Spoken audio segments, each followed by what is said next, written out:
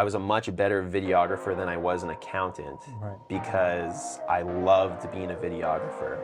So it was either quit or stay at accounting. I was like, okay, I'm gonna quit. During that year, was there moments when you were working your accounting job and you're like, why am I doing this? Yeah, there's gotta be more to life. I just manifested it. I told myself literally every day for like a year, I'm gonna do this, that there wasn't even a decision. You have this unique way of telling a story without actually Incredible. When it's something that I'm really passionate about, all I want to do is edit it. If I can make the same amount of money I'm doing now, doing videography, I'm happy. And it was like, yeah, I'm way happier.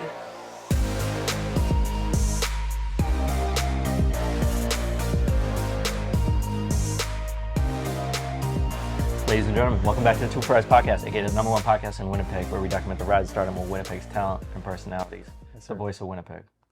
We have a special guest for you guys today.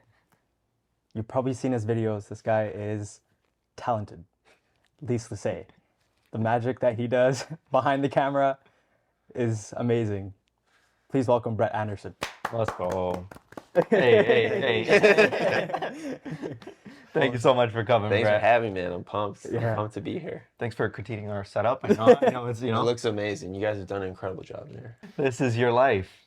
Explain to us what that means. What do you do? Yeah, so I'd say there's so many different words that people call it now, but I'd say probably I'm a videographer slash cinematographer. So in film, that usually it's like one guy's one thing. Only one guy's on the camera, one guy's directing, one guy's just focused on lights. Whereas at my level, I kind of have to run and gun everything. So I got to do the lighting, the directing, the storyboarding, all that stuff. So that's kind of what I do. So are you physically manning the camera yourself? Like if you have a... Yeah, I'd say 90% of the time I'll be doing it. If there's a bigger project, sometimes I'll hire a DP to come. And then he'll kind of gear up like a much bigger rig, higher quality rig, and then I'll just direct him on what to do of like a monitor. And then be like, hey, do this, do that, that kind of thing. And your shots are insane. Thank you, thank you. We've used a couple of them in our intros Yeah, as well. that's amazing. A lot of mutual clients or friends of the pod, and so it was only a matter of time that we got you. Yeah, I know. I've been seeing you guys for a while, and then I was just talking before, and you guys did the break, and now you're back. Of course, let's go. Yeah, man. We're trying our best, you know? Yeah. One question I had, because like I like the directing side of the camera things. Yeah. Too. Like when like he made me sit down today because I secure the guests, but usually I'm behind there making sure all the cameras look good, and then I come back onto the set and like do my thing with the podcasting. But my question is, when you have an idea in your head, right? Like I can see these like little things of like, for example, if a kid's running through the forest, like I know how to capture that little moment of like the hand touching the grass and all that stuff. How do you come and do it in a reality point? Like how do you get that vision and then translate it into... Yeah, that's definitely the toughest part, because sometimes your imagination can run a bit more wild than what's possible. Right. But I'd say the main thing is just like always keeping that vision, writing it down somewhere, because you never want to forget it. And then just trying to find, like there's so many things that go into a shot, but the main things would be the lighting and the location. Right. So usually... like I used to show up to things and I'd be so frustrated, why doesn't it look like this? But the more you do it, the more you learn how to get it to look like the way you want. So whether that be shooting at sunset, golden hour, or if it's blue hour, whatever that might be, and then making sure the sun's backlighting them, that kind of stuff. So you just kind of learn. The more and more you go, the more you learn, and you're able to create the shots that you can envision, kind of thing. Is there a shot that you like, your #1 shot that you've always... There's so many. Like the main inspiration always comes from when I'm listening to like a song. So I'll hear music and I'll be like, oh my God, I can envision this entire scene. So there's like 20 different songs that I have this perfect vision to this perfect scene, but it's like it doesn't correlate to anything. It would be like, it would have to be the music video for that song, or it'd have to be in a movie. Right. So yeah, for it to like make sense. So I'm just banking all those and then Yeah, because like saving them. when we did like I saw you film like the Summer of Sound, right? The Yeah. sickest shot was when like Alesso's on he's grabbing the cage and he's like taking a breath and he Yeah. runs onto this. I definitely have like I was thinking about that before for sure. Yeah. And like when you're getting a really cool shot like that, your heart's just like pounding. I'm like, oh my God. I probably recorded him there for like 10 minutes. So I have 10 minutes of him just waiting there. Yeah. Just because you know it's such a sick shot, and then he's gonna eventually go up. Yeah. So just letting the moment like carry into it. But yeah, that was Like, did you say like, oh, you retake that? That wasn't a good thing. for if it wasn't Alesso, I would. Yeah. Like if it was like a lower guy, I would. But for Alesso, you're like, I don't even want this guy to know that I'm here. Right. Yeah. Right. But if it was like Good Times Ahead, Right. they were like the opener for Alesso. And so we did a bunch of different stuff. I was like, hey, can we redo this? Like, I think every artist except for Alesso, I had them redo it like 3 times. Yeah. And I had them like walking up and stuff. Yeah. It's always good when you can control a situation. You get the Right. perfect shot for sure. What is that feeling like when you know that this person is going to go and do one of the biggest performance of their life and you're responsible of capturing it? Oh, wow. I didn't like, that's a good question. Yeah, like I've had one, so I work a lot with this band called Petrick. They're a local country band, and they played at Canada Life Center. Oh wow. And they opened for, it was like Dean Brody or something. And so this was the biggest show of their lives. So they're like, we have to capture everything. So yeah, you feel a ton of pressure, and you just make sure that you're over prepared, and you have multiple backups of everything. So you get home, you offload the footage, you back it up onto 3 different hard drives and everything.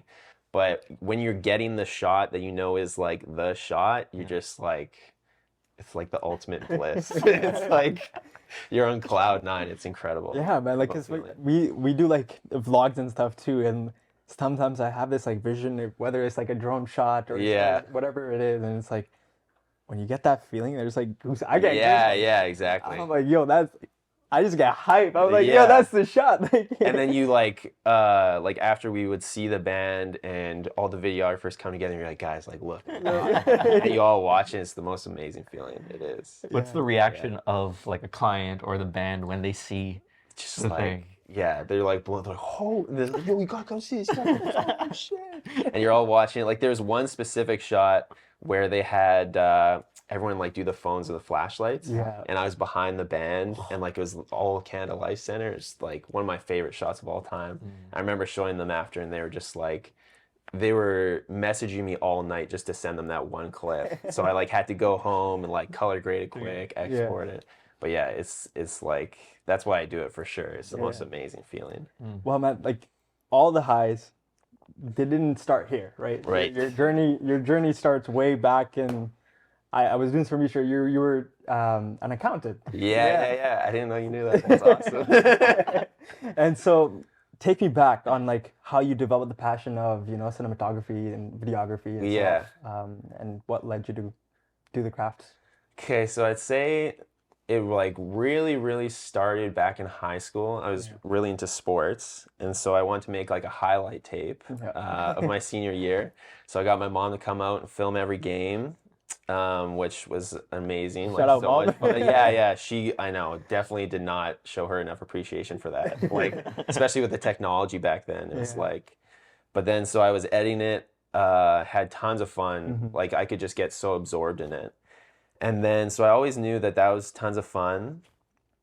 And then I didn't want to pursue basketball. I didn't know what I wanted to do. And my mom's like, you should go into accounting. Yeah. It's easier than engineering. And there's lots of jobs. So it's like, okay, like I'll just do it, whatever, not really think about it.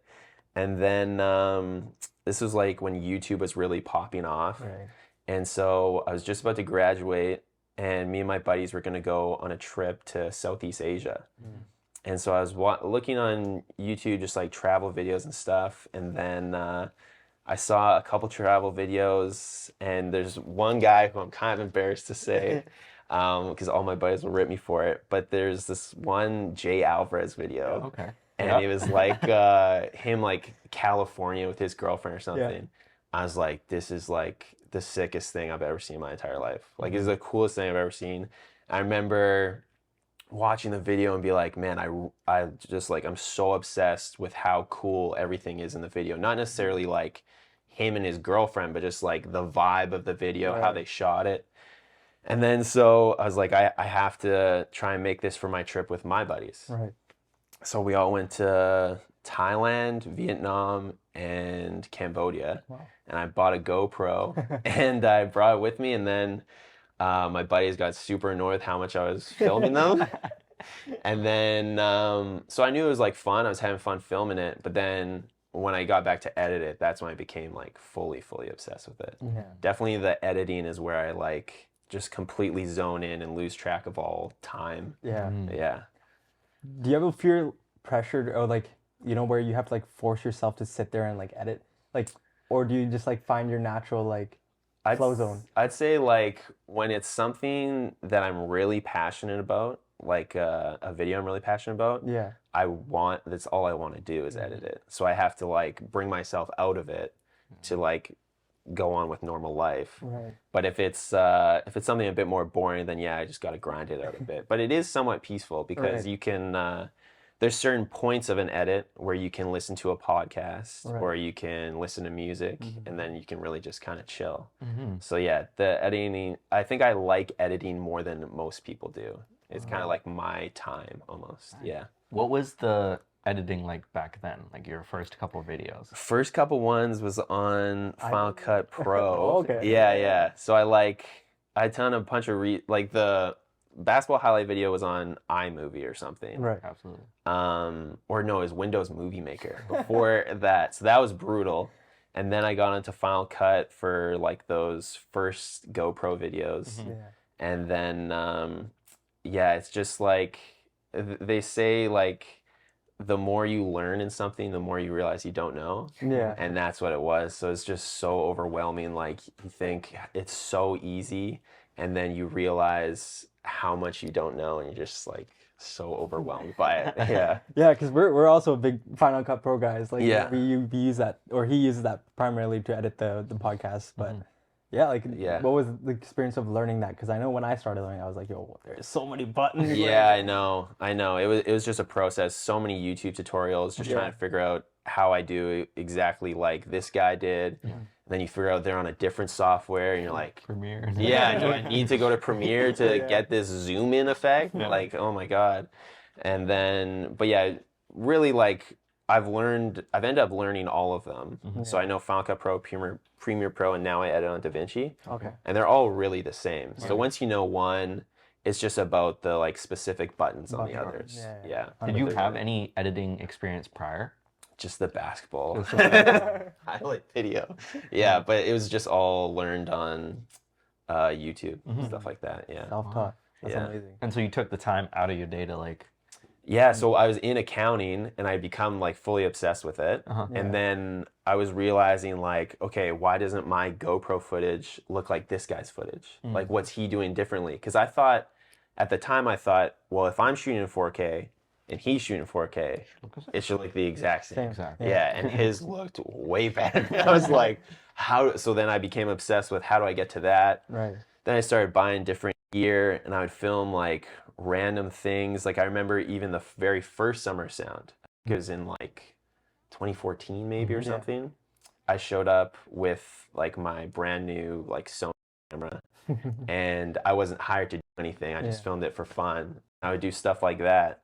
And then it got to a point where luckily people would see like my little travel videos or whatever and they'd be like, hey, do you want to come do this for my company? Yeah. And then I'd be like, yeah, like for sure. I'll do it super cheap. And then just word of mouth from there, and then kind of like spread. Yeah. But I was doing that all while working the accounting job, which was like crazy. What was that like? Because you know, like man. a lot of people like accounting pays nice. Yeah. Well, okay. So accounting in your first, so I went to get my CPA. Yeah. Right. So after university, I had chose accounting because I didn't think you needed to do any post like education after university. Yeah. And so during my summer internship, I learned that you did, that you had to do your CPA. And I was devastated. I was like, is it hard? They're like, it's incredibly hard. Like, it's like, it takes like your life away. So for the 2 years I was getting my CPA while doing this, and from like January to April, your work is also crazy. Like you're working at least 12-hour days, and you don't see the sun. You go in the morning, there's no sun. You go home, the sun's already set. Yeah, so it was such a grind. And I just remember like all I would do is get home and start editing whatever video I had. But when you're getting your CPA, you don't get paid a lot for accounting. Like we had calculated it out, and you would be paid less than minimum wage because of the hours that you're working. And you'd have to work like Saturdays, you'd have to work Sundays. So it was a grind. But then I realized I was a much better videographer than I was an accountant because I loved being a videographer. So if I loved being an accountant, I could probably be a good accountant, but I would fully dive into all these videos, fully dive into making the best it possibly could be. So that's why at some point I was just like, if I can make the same amount of money I'm doing now doing videography, then I'm gonna go like full into videography, just trying to match that. And that's all I'll need to be like, okay, I'm happy. And it was like, yeah, way happier. But when you're doing the initial like client work, or when people are seeing your stuff, they're like, can you do it for me?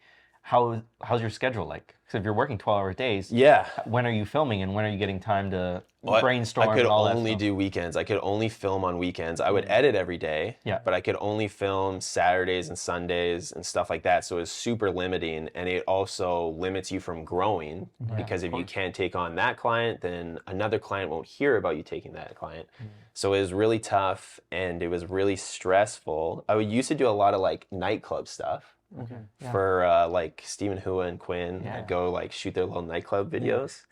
But yeah, so it was such a grind, and I would get so many requests to do stuff during the week that I was like, okay, I think I could potentially have an opportunity to do this full time. I had no idea what the income would be like. But what had really happened is I was getting my CPA in the fall.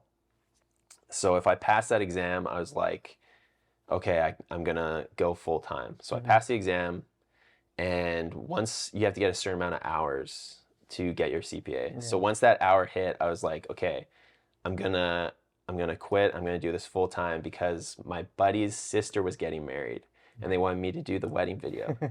And it was East Indian wedding, so it was all week. So I had to quit because I couldn't work during the week because it was a whole week thing. So it was either quit and do this wedding, or stay at accounting. And I was like, hey, I'm gonna quit and do this wedding. But I manifested it for like a year. I'm gonna do this full time. I'm gonna quit once I get my CPA. Do it full time. Was that a difficult decision though? Like, cause like imagine like being brown, like convincing parents, like, I want to go chase like videography for a living. Like, my mom was choked. She was devastated. She thought I was making a huge mistake, especially like right when you get your CPA. That's when you start to get the pay jump. Exactly. So she thought I was making a mistake for sure, and she was trying to convince me out of it. But there was a couple things that played into it, but I just manifested it. I told myself literally every day for like a year, I'm going to do this, that there wasn't even a decision. You just manifested it, and your subconscious had kind of moved things around to get you in a position where you could do that. And so it wasn't even a decision. It was just, I'm telling myself I'm going to do it. I'm going to do it for that long. Yeah. But she wasn't happy. And now she actually is my like bookkeeper and like an assistant. She helps me out a lot. She thinks it's amazing. So yeah. That one wedding, hey? Yeah, I know. It was my buddy's sister's wedding, and that was probably the most stressful experience. I was telling you guys before. But walk us through that wedding. Like you get there because you just quit your job. Day one of the wedding. Just quit my job. And I have some buddies that are in videography, and you need more than one person to do a wedding, especially an East Indian wedding, because there's like so much, and you have to be at two different places at once. Because it's not only the guys that you're filming the girl, because they have two different. Exactly. So then both of my buddies were unavailable because I think they were doing jobs as well. So then I hired another local guy, Garrett McEwen. who's a great guy, and he like helped me so much during this wedding. So I hired him to second shoot it, and so I was like, hey, I'm getting paid like a good chunk of money for this. I'm just gonna do my thing. I know how to make a video at the end of the day. Mm-hmm. So there was like every day was a huge grind because at that point you didn't know to like set your hours. Right. I was basically at their mercy. They're giving me a shot, so I'm just gonna come film whatever they want me to film. Mm-hmm. So I was doing like crazy hours, and with East Indian weddings, a lot of the time their expectation is to have a next day edit. Yep.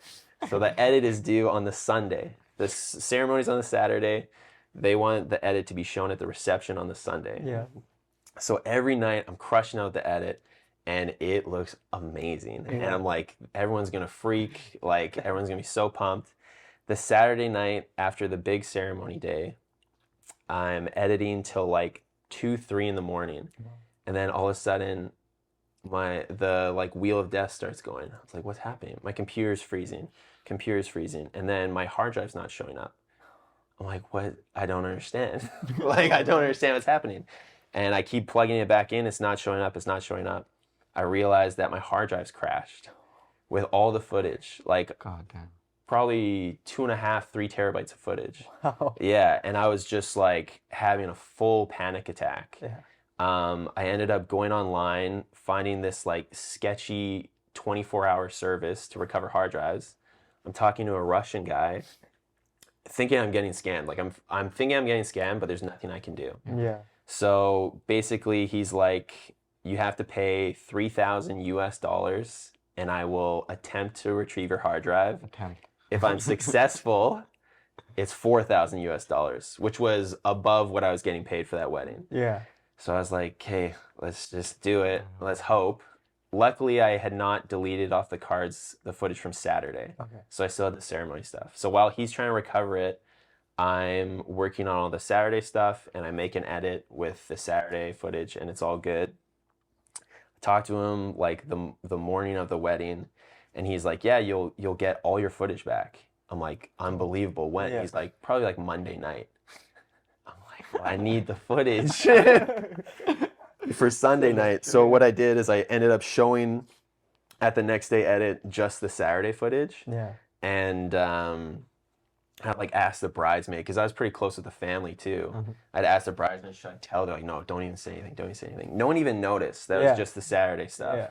But then I walked up to them after and I was like, yeah, like the real video I'll give you tomorrow. Because then once I got the footage back, everything just connected. It was like so close to being done. Like literally just like filmed by Brett Anderson being done. So yeah, and then yeah, I didn't sleep for a full like 48 hours. Wow. Yeah. It was the most brutal experience of my life. So always back your footage up. What a Okay, cool. bro. Yeah. What on earth? Like that was single-handedly the most stressful situation I've ever been in my life. Because they had trusted me. They knew this was my first time doing a wedding. As a good buddy. Yeah. Good buddy, sister, family I'd known since I was a kid. Yeah. Brutal. First impressions matter, man. Yeah. Right? 100%. Yeah. Like, because I got a ton of weddings off of that wedding. Yeah. And yeah, so it was, and I had just quit my job. So it's like, what a brutal start to the career. But yeah, luckily I got all the footage back.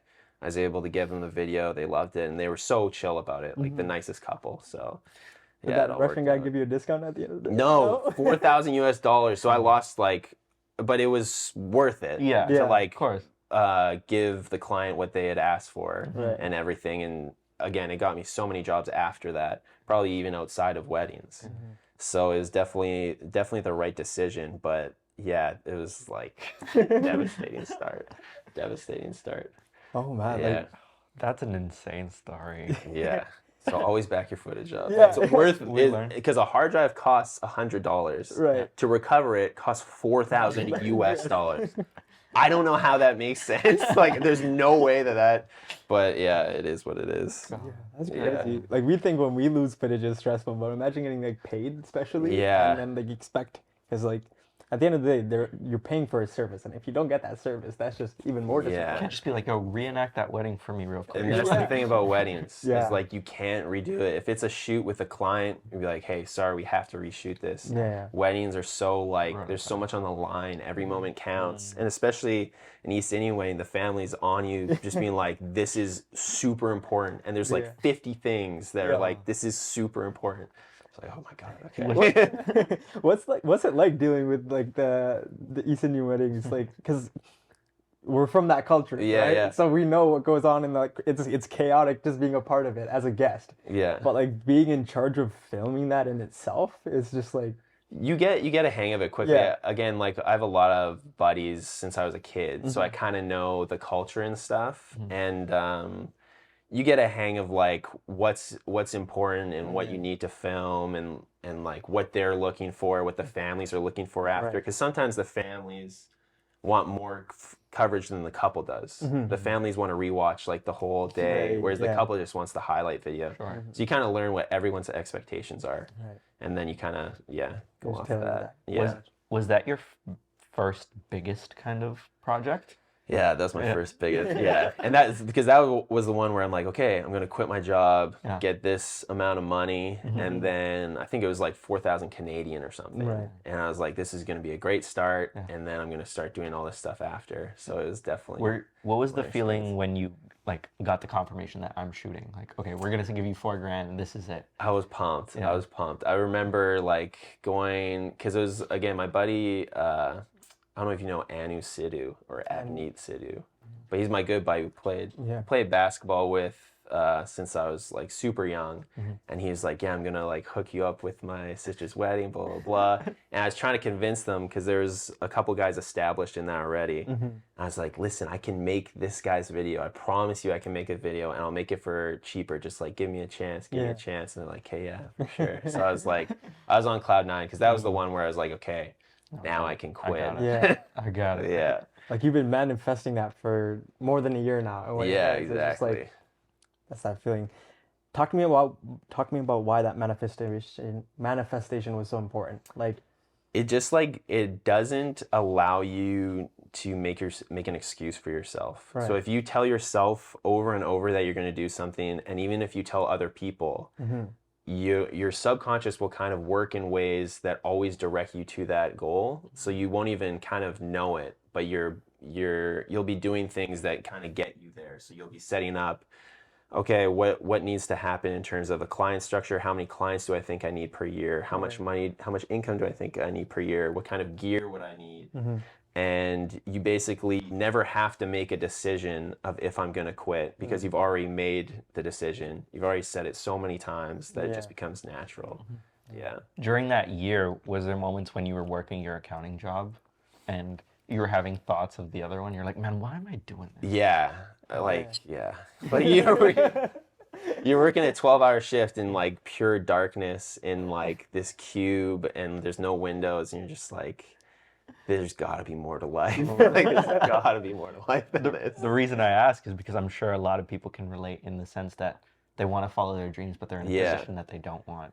So one of the biggest things also that helped me do it was I remember I was in my cubicle. It was like 8 p.m. at night, and there's this Jim Carrey speech that came up, okay? And so I was already thinking about quitting a lot.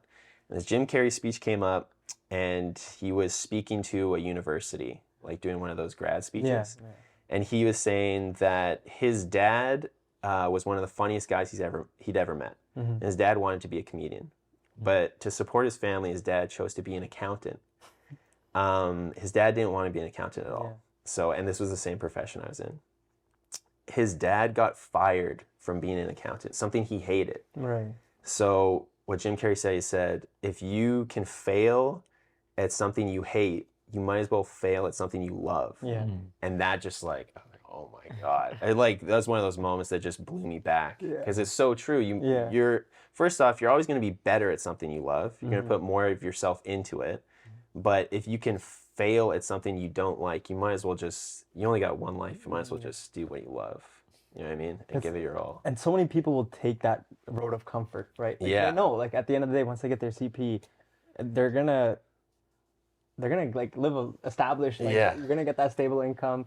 Whereas when you pursue the entrepreneurial side, it's like, man, you never know. Like, Yeah, I cancel last minute. Yeah, So, exactly. It's definitely a risk. And again, there's many happy CPAs out there. No, no shade on the accounting career.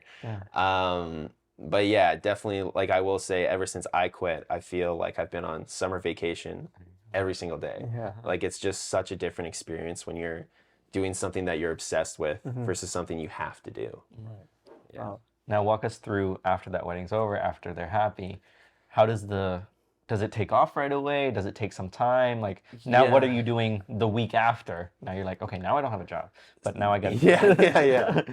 So it happened really organically, and I'm so thankful. And again, it's why I love Winnipeg. Because like we were talking about before, it's kind of like a small community where everyone kind of knows each other.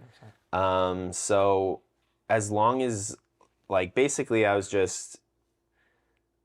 was doing every video and I was setting my expectations. So I was over delivering, under promising and over delivering on everything. And that was my goal. And then each person, I made sure that I was posting all the videos, make sure that I was constantly creating my own personal stuff. And luckily I had enough of just like a network within Winnipeg of people knowing people that it just kind of snowballed. And it'd always be like, hey, I saw you did this video for this person. And it just like really organic. I never had the opportunity to even market myself as like put an ad out there to do it, because it just so by word of mouth happened. So luckily it just filled up really, really quickly, and I was able to kind of just go from there. Were there ever moments where you were like, man, maybe this won't work? Like, there was not one moment. There was the moment of the wedding where I was like, this is a sign. Like I made the worst decision. But after that moment, there hasn't been a single moment where I've even like considered it. Yeah, it's been awesome. And I'm super thankful to honestly, the people in Winnipeg have been amazing. There's film people and people who want to get into the world of cinematography, but maybe they just don't know where to start. Yeah. And what would you say to those people? I would say it's at a point now where you can start even with your iPhone. Yeah. So the biggest thing when you're starting, and the biggest thing when I was starting, is I didn't want to spend money on something I didn't know I was going to pursue. You don't want to buy like, a camera and then it just sits in the closet. So I would say start creating with your phone. There's so many different things you can do with your phone to make it look like a DSLR or a mirrorless camera. So you do that, and then if you become obsessed with it, just slowly level up. And if you become obsessed with it, you'll know what other people are using and what you need to advance your image or whatever that be. So just start small and then just let it go if you become obsessed with it, for sure. What is that term, cinematography? Because it get tossed out a lot, but it's like, what actually is it? So a cinematographer is the person on a movie, also called the director of photography. There's like so many terms, it's so confusing. And all they do is they're basically in control of the camera and the framing. So the director will give them a shot list, or the cinematographer will kind of come up with a shot list based off of the script. But the director is kind of in charge of everything. The cinematographer is just in charge of the framing and the controlling the camera. Sometimes they won't even operate the camera. A lot of the times they won't on bigger movies. So with how the world is now, where everyone's got a camera and everyone's shooting all this stuff, everyone can technically be a cinematographer. But there's just all this crossover of the film industry terms versus like videography or stuff like that versus cinematography. So it's all really the same thing. Yeah.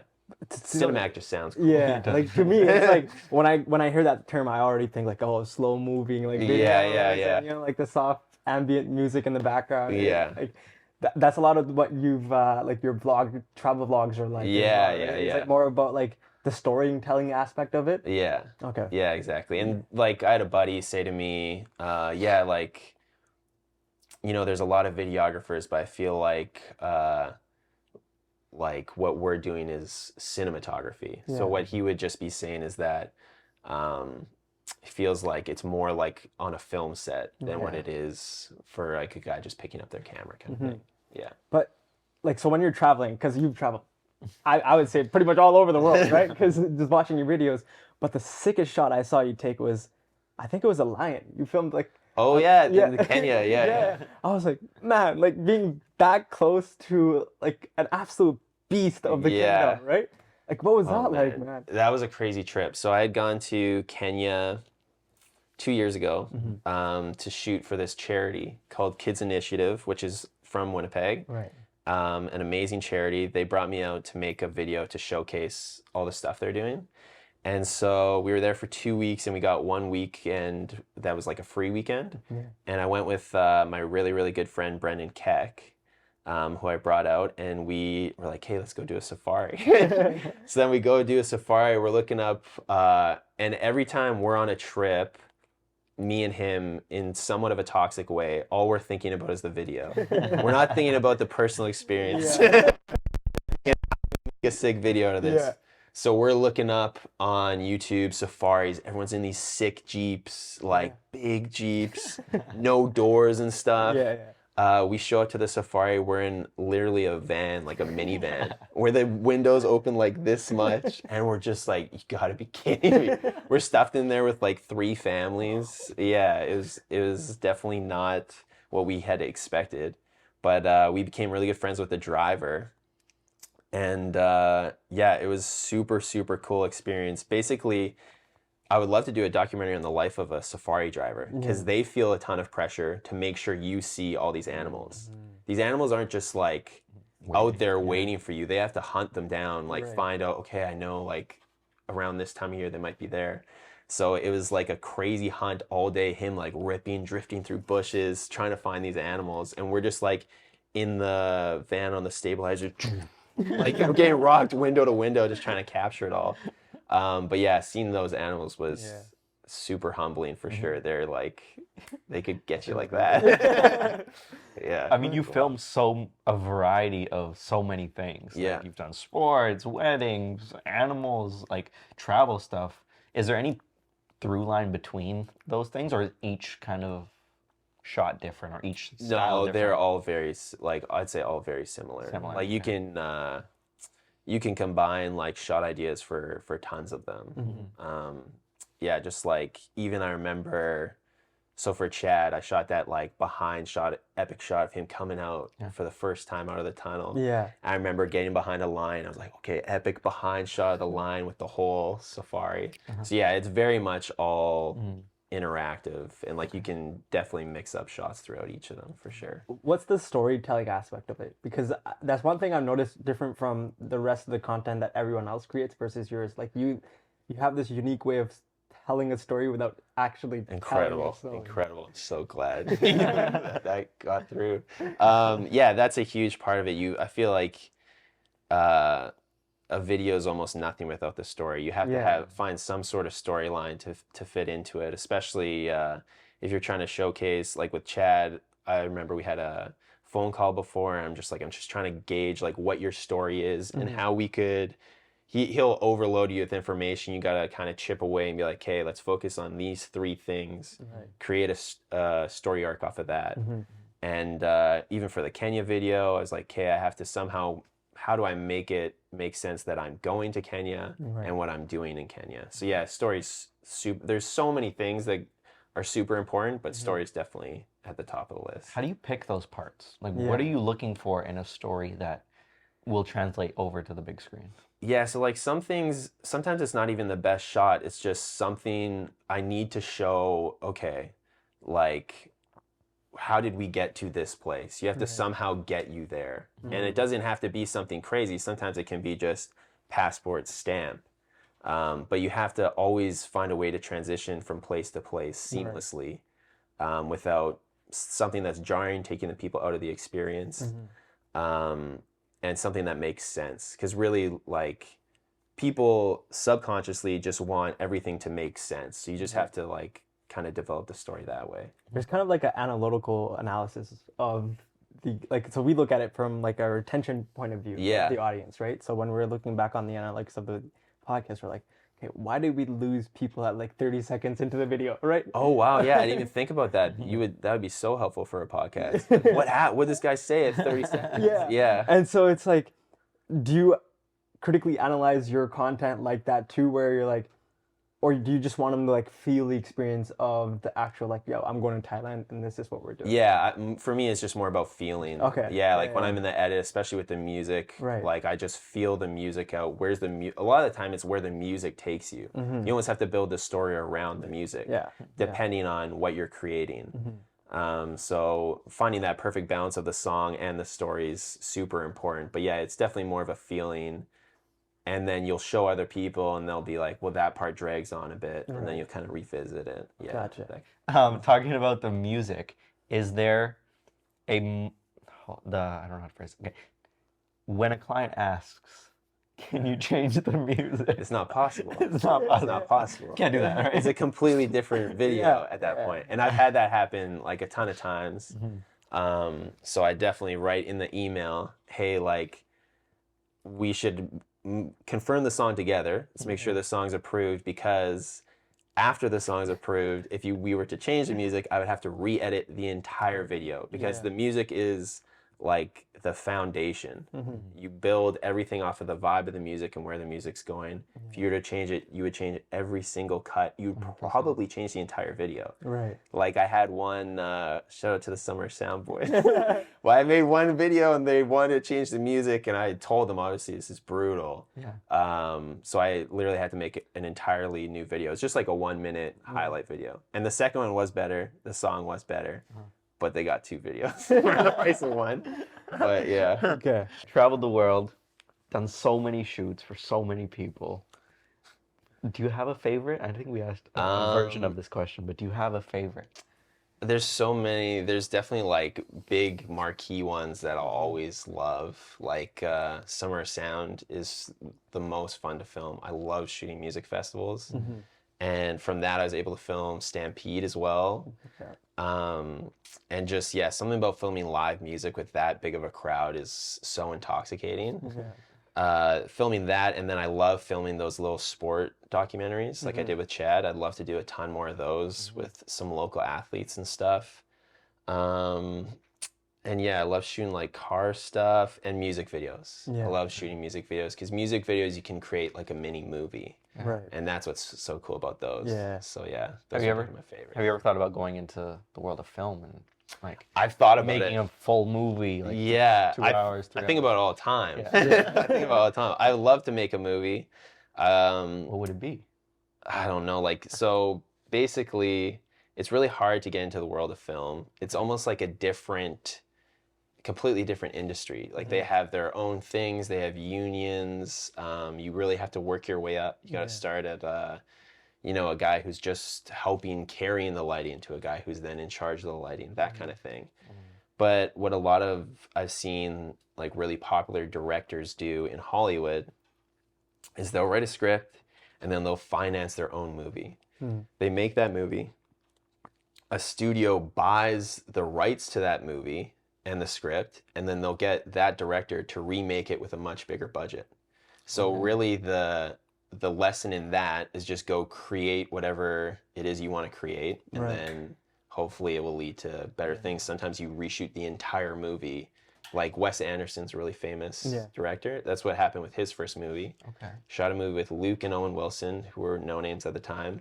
Studio bought it and they recreated the exact same movie with those 2 actors, same director. And now he's like, Wow. So I'd love to do that. It's definitely very, very different from what I do. Like we're talking sets of like hundreds of people. But eventually I'd like to do a movie. It would be cool. Or like a limited series or something. Do you have a director or somebody that you look up to? Like we're a huge Christopher Nolan guy. Huge Christopher Nolan fan. Just watched Oppenheimer. Unbelievable. I want to see that. Like I haven't watched it yet. But unbelievable. Unbelievable movie. I love Christopher Nolan. I love Wes Anderson's like super niche. Like he does a very like specific type of directing, but he's unreal. Quentin Tarantino obviously makes tons of great movies. Steven Spielberg, guys like that. But there's also like a lot of sometimes I'll look at the director of photography as well and realize, okay, I actually really like the way he shoots stuff. Like the way this movie looks is a lot to do with him. Right. And then you look across his movies and they all have a similar feel to it. And you're like, okay, I really like that director of photography. So Roger Deakins is a really famous director of photography. Who's incredible. And the guy who shot the new Batman movie with Robert Pattinson, he's incredible as well. Also a great movie. Yeah, great movie. Great movie. Have you guys ever seen the Grand Budapest Hotel? Unbelievable movie. Unbelievable the movie. way that movie is shot? Yeah. Oh my goodness. So that's Wes Anderson. So that's the like specific, everything's super symmetrical and like quirky. Yeah. Everything's very pastel color. He's like a very specific movie. But he's really successful and he's fun to watch for sure. Awesome. When you watch these movies, are you breaking down the shots or are you enjoying the movie? I'd say like a movie night with your wife. Are you like sitting there? You're like, yo, pause the screen. Yeah. Did you see how like a drone comes in under the bridge? I would say, yeah, I am a lot. Like before I got into it, not at all. Yeah. I just get so absorbed with the experience, and I still now I'm fully absorbed in the experience. But there's certain shots where I'm like, how did they? Oh, there's a light there. Okay, like there's a new show. Or kind of new, called Euphoria. Yep. And the lighting in that is really, really amazing. Yeah. So I'm looking at each thing, and that is one that I actually like analyzed.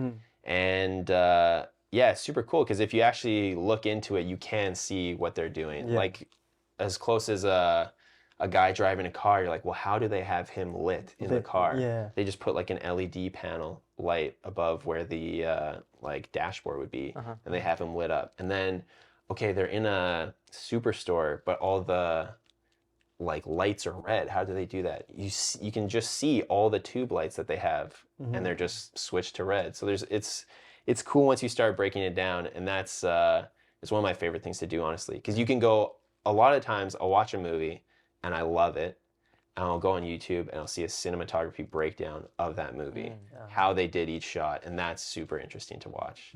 Yeah, I love doing that. You're actually like studying the craft. You're watching film. Yeah, watching film. Watching film. Quite literally. Yeah, and it's so fun. It's so fascinating because they all do it in such creative ways to get these shots, and it's just little tidbits that you can take away to use in your own toolbox. So it's super fascinating to see how they do things for sure. As much as you get to travel the world and live on the highs of being an entrepreneur and creating this craft, I'm sure there's very low moments, and we touched on one of them. It's like losing the footage. Yeah. But what is like the days where you're not just feeling it, and like the days when you're not feeling it are definitely when I'd say like throughout the year there are like ebbs and flows where you won't have a shoot for a couple weeks or something. And so I'd say the biggest dip is after you have a ton of client work and you're editing all that client work every day, and then you have a dip and you don't have anything personal to edit, like no personal projects, and you're like, man, I've been focused too much on filming corporate stuff that I kind of forgot why I got into this. So the dips are feeling creatively unfulfilled because you're not focused enough on the things that you really want to shoot, and you're just shooting for your business. And then also if you see like someone else make a super sick video sometimes when you're in that dip and you're like, man, like I'm a failure. Like I'm just a complete failure. Cause you're just like, he's out there filming all this super cool stuff. That's what I want to be filming. Why am I not doing that? So those are the lows for sure. How do you deal with those? Usually I'll call my boy Brendan and we'll be like, hey, yo, we need to start shooting some personal stuff. And then we'll create like, okay, I want to shoot, that's how I did the Chad thing. I was in a low mo and I was like, I really, really need to like shoot something that's my own personal project. I really want to shoot in these specific lenses, this specific camera body. And then you just start kind of like brainstorming your own personal projects, and it helps like you get in a really good creative state, and then you feel motivated again, and it's but this happens every winter. To be honest with you, it's not like something you don't experience every single winter. I'm like, oh my god. You should do a winter project. Yeah, I know. I'm trying to think of something cool that I could do in the winter. Someone like speed skating or something. I don't know. We'll pitch some ideas. Yeah, We'll yeah. pitch some ideas. Yeah, man. I'd love to. Maybe a car drifting in the snow or something. Just gotta some. Yeah. What is the business side of filming and being your own entrepreneur? Like, how big's your team? So really it's mainly me, and then I have two buddies that I've worked with since the start because we were all just friends and I had traveled with them. Yeah. So we had a really good like filming relationship as well as friendship. So I would usually set up the contracts and stuff with the clients, and then I would hire them as second or third shooters. And then so typically on a normal crew you would have a lighting guy and an audio guy, but for us we're all from the travel world, so we all just kind of did everything. But then my one buddy moved to Calgary, and now the other guy, Brendan's, moving to Vancouver. So I kind of got to find a couple more guys, but usually it's about like a team of 3. If it's a big project, it can get up to like a team of 7. But then you're just kind of, if it's the bigger project, then you're finding, okay, who's a really good lighting guy? Because I need someone to dial in the lighting. Or who's a really good DP? Like we did a music video, and I hired this guy, Vince Tang, who's an incredible director of photography in Winnipeg. Yeah. And so we worked together on the chat thing too. And so he's amazing to work with. So we'll be working together for sure in the future. And then this other lighting guy, Eric Lucha, that's like his main thing. He works in the film industry on lighting. So I hired him for this last music video. Right. So stuff like that. Yeah. But what does an investment look like? Because it's a lot of money you have to drop, right? For sure. And so like you're not only investing in your business internally, you're investing in yourself because it's gonna allow you to be more creative. Right? Yeah. So when you're dropping like $5,000 or something for like a mic, right? Yeah. What does that feel like? It doesn't feel good. It does not feel good. I would say like I kind of worked, like I said before, you work your way up to it, you realize what you need. You really have to dial in what you're going to be using the most and what you need. What you need every shoot, you buy. What you need once every 6 months, you rent. Like a lot of big productions in Toronto and Vancouver, they don't own any of the gear. It's all rented for each specific shoot. And I was even talking to Vince, and he says, I don't buy camera bodies. I buy lights, and then I rent the camera body specific to the shoot. So you have to figure out what you think you need for every shoot. What I need is like, for the shoots I do, I need a stabilizer, I need a good camera body, and a good lens kit. So different focal lengths for the lenses. And that's all I need. If I'm shooting indoors, then like I have one light, but I'll rent additional lights if I need, depending on the shoot. So a lot of it you can rent, I would say. And then if you're renting it a lot, then you should probably buy it. Yeah. I'm sure there's going to be some people watching this who want to know, like, what's your shooter? Like, what do you use? Oh, what do I use? I use a Canon C70. Okay. Yeah, that is a good point, because I've been on YouTube comment threads. Yeah. What camera does this guy use? And it's super frustrating when they're like gatekeeping it. You don't want me to be. It's like how to shoot the best cinematography. Yeah. Oh, make sure you have a storyline. What camera are you using? And they're like, well, it's not about the gear. Then why are you using a $50,000 camera if it's not about the gear? But I use the Canon C70. And then I use a Canon 16-35 L series lens. And then a Canon 50mm lens. And then a Canon 100mm. So that allows me to get my nice wide shots. It allows me to get some like realistic face shots at 50mm. And then the 100 are the nice compressed like long shots. Yeah. I'm going to be honest, I have no idea what any of that means. Basically like like the lower number is like the wider. Okay. And then the higher number, you're like really in close. Yeah. So the higher the number is, the really, like, that's what you want to use for faces. What are we He's looking at the camera. We're in 15 to 45mm. Yeah, so for, it's good. Everything's good. Everything serves its purpose. Yeah.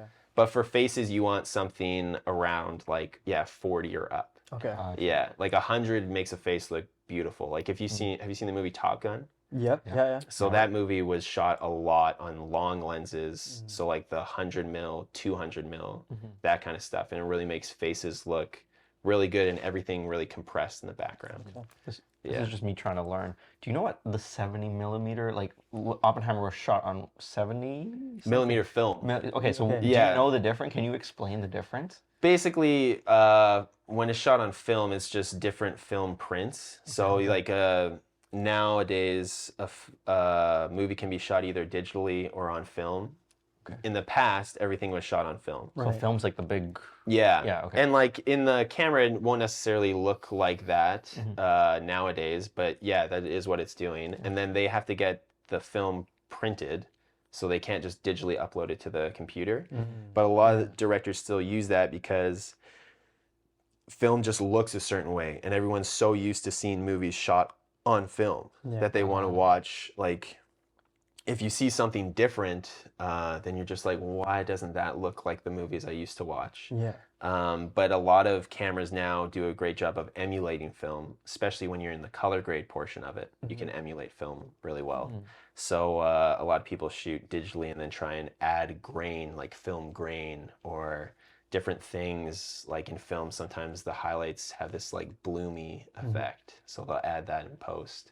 So The Creator was just a movie that was shot completely digitally, but you probably wouldn't be able to tell that it wasn't shot on film, just the way they color graded and everything.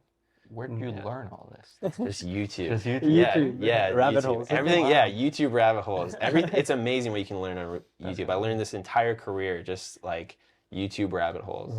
Yeah, it's amazing. That's very inspiring. I can see why you're so good at your job. You're just so passionate. Yeah, I love it, man. It's so fun to like me and one of my like second shooters, Brendan. We go to the movies and we just like we just went to the Creator. Yeah, we went to Oppenheimer together, went to Creator together, and we'll just debrief after and be like, how did they do this? Wow, this was so impactful. Yeah, that's amazing. Yeah, it's super fun.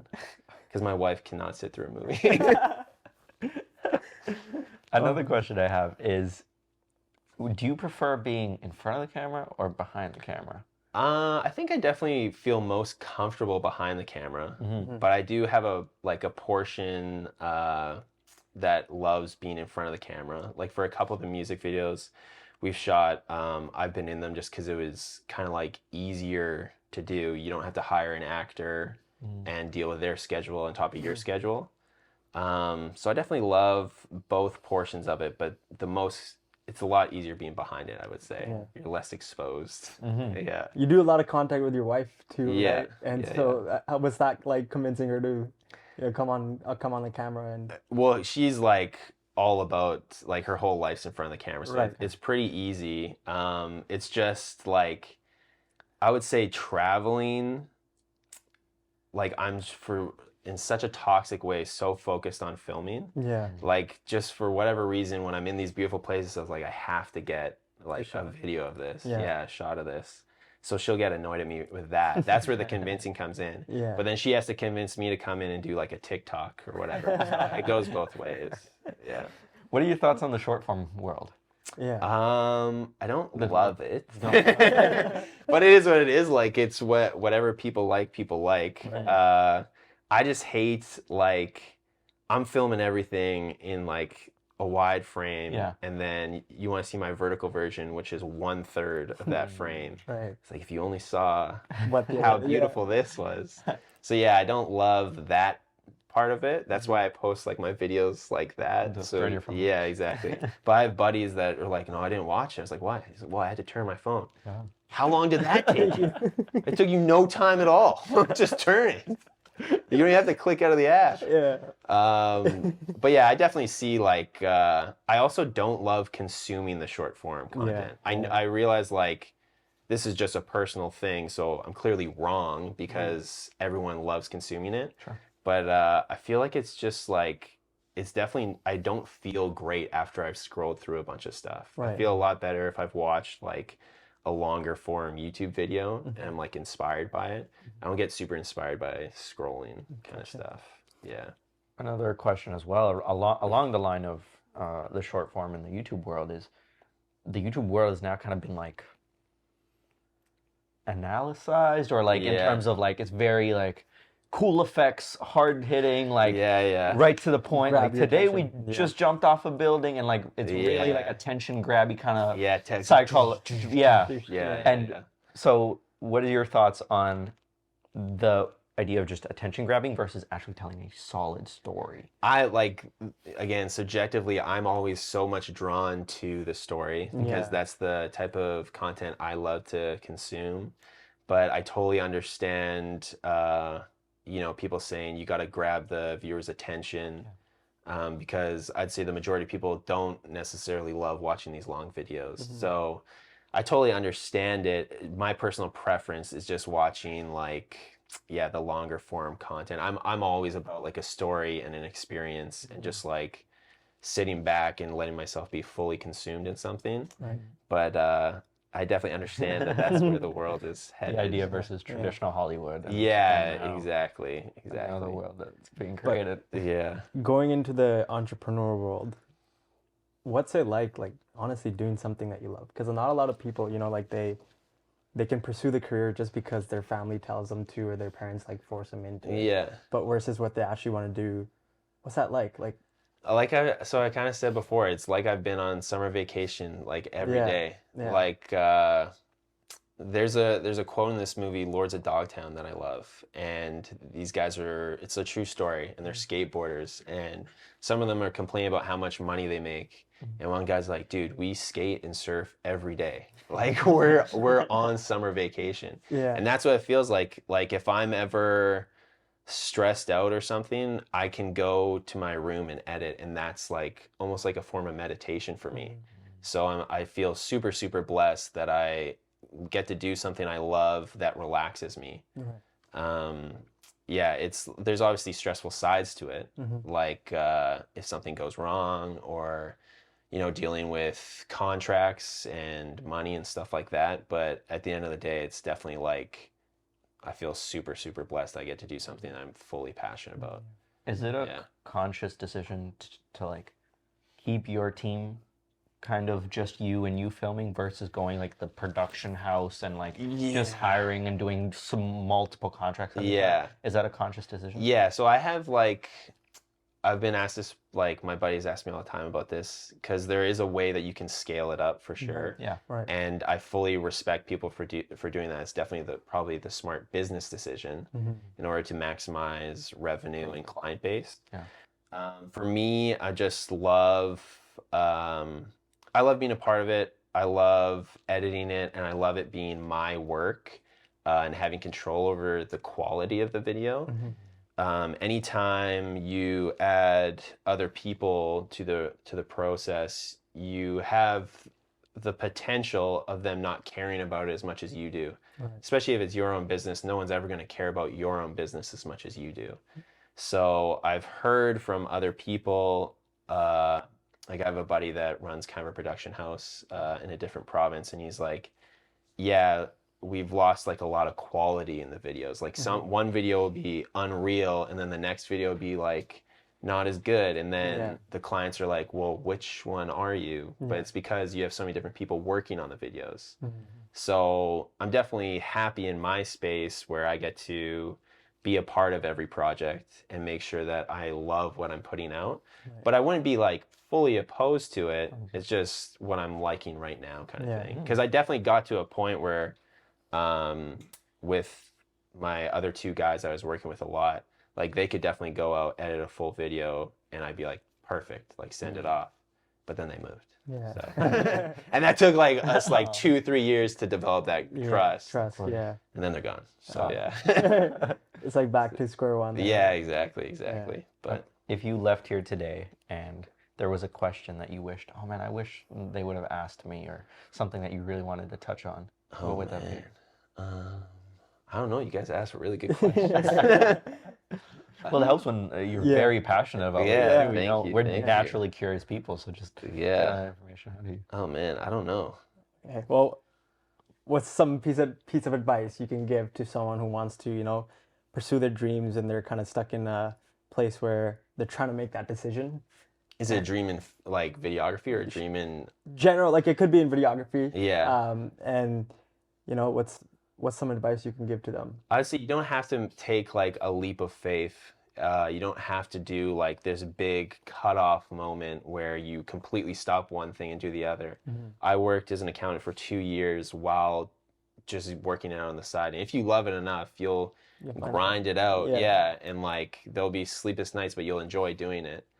So I would definitely recommend just, pursuing your passion, whatever that may be, and just constantly manifesting what you want that to become. As long as you manifest, you think about what your goal is and you manifest that goal, your subconscious will eventually take you there. And if it's meant to be, it's meant to be, and then you can make the transition. But it doesn't have to be, okay, I'm quitting my job right now without a plan.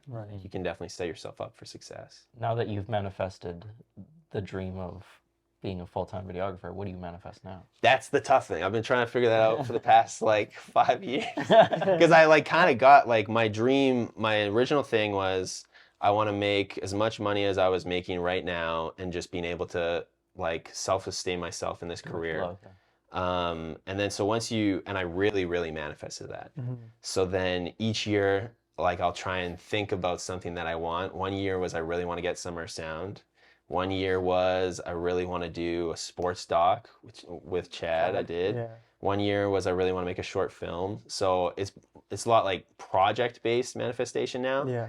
I would love to like sit down and think a bit longer term or a bit bigger, but I just haven't like conceptualized, I guess, found what that next manifestation should be. I definitely want to find something though. It'll find its place. Yeah, exactly. All right. I think this is the best way to end off the podcast. If you haven't already, make sure to hit up Brett Anderson. We'll tag everything in the description below. And until next time, subscribe. Peace. Thanks, boys. That was awesome. Oh, man.